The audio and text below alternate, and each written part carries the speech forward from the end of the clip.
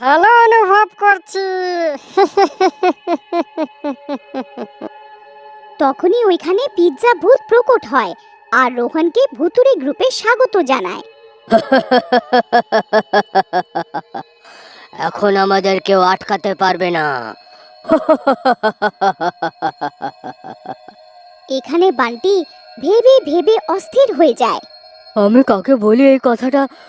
কেউ আমার কথার বিশ্বাসও করবে না। এখন এখন কি করি আমি?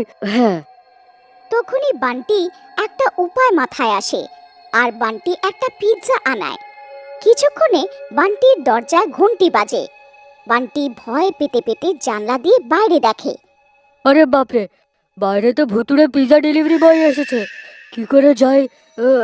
কিন্তু যেতে তো হবেই। তারপর বান্টি ভয়ে ভয়ে দরজা খোলে।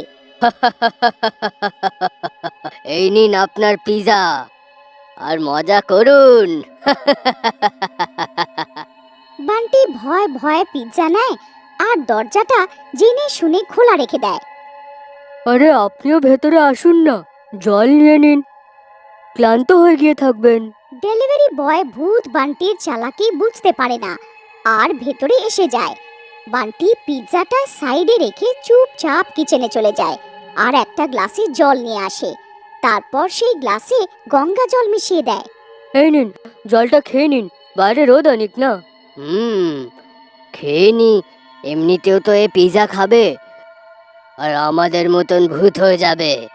আমার এর থেকে কি বিপদ হতে পারে? তারপর যেই সেই ভূত জলটা খায় তখনই তার শরীর ছটপট করতে শুরু করে।